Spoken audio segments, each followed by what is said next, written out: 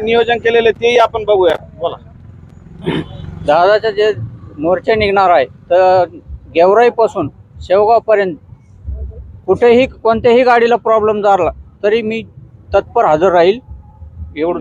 असे किती जणांची तुमची टीम असणार आहे? 10 जणांची टीम असणार आहे. त्याच्यात वायरिंगवाला आला, इलेक्ट्रिशियन आला, मेकॅनिक आला आणि रेडिएटरवाला आला. असे टोटल 10 जण राहतील. पंक्चरवाल्या सहित राहणार आहे. आता एवढं जर गाड्या रोडनं आल्या समजा ट्रॅफिक मध्ये काय काय समस्या येतात किंवा वाहन चालकांनी काय काय काळजी?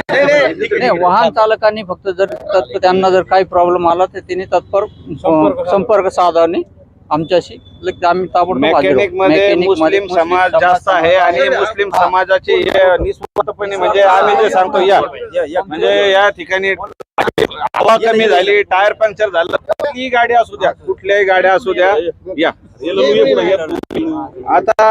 आता काय सांगावं, काही 2-4 जण मध्ये सोडलेले जातीमध्ये भांडणं लावण्यासाठी त्यांना सांगू इच्छितो. आणि आमचं असं असतं बाप दाखवण्याचं श्राद्ध घाल, आम्ही जे असतो ते जागेवर दाखवतो. या ठिकाणी बघू शकतो हे म्हणजे हे यांचं काम वेल्डिंगचं, म्हणजे वेल्डिंग साठी काही जर गाड्या काही पडलं हे निस्वार्थपणे हे गाड्या पंक्चर जर झाल्या तर नाव सांगा. लल्लू फिटर. नाव पूर्ण नाव सांगा. लल्लू फिटर जावेद धांडे. वेल्डिंग काम. हा जावेद. तुम्ही कधीपासून हे काम करता? हे 8 वर्षापासून. आणि तुमचं इकडे दुकान आहे का पैठण? हा गॅरेज आहे ना. बरं, आता तुम्ही पठाण म्हणजे मुस्लिम समाज. आता हे जरांगे पाटील मुंबईला जात आहेत, त्यामध्ये सगळे मराठा बांधव जाणार आहेत, तर तुम्हाला का असं वाटतं की आपण केलं पाहिजे काम? हे पाटील चालले जरांगे त्याचे सपोर्ट करायचं ते काम चालू म्हणजे करणार. तुम्हाला हा मनापासून हा तुम्ही करत आहात या हा. सगळ्या गोष्टींना? का तुम्हाला कोणी सांगितलंय करायचं? नाही आपण करतो. हा मन. हा चांगली गोष्ट आहे. आणि दादांचं काय नाव आहे? सय्यद जुबैर जुनैद खतीब. अच्छा, तुम्ही पण मुस्लिम समाज? बरं.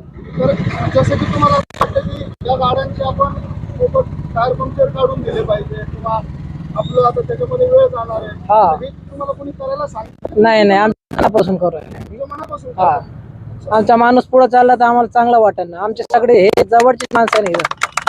आम्ही सगळे यांचे सांगतो, दिवस रात्र यांचे सांगतो. आम्हाला कर लागेल ना साहेब. अवतीभोवतीचे हे जे काही मराठा समाजातील बांधव आहेत हे पुढे जात आहेत, यासाठी तुम्हाला आता आमचा भाऊ चालला ना पुढं, दुसरं कोण नाही चाललं ना. तुम्हाला वाटतं की आरक्षण भेटलं पाहिजे? 100% भेटायला पाहिजे.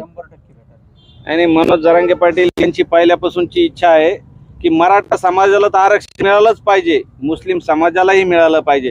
ज्या वेळेला मागं कुणबीच्या मध्ये सापड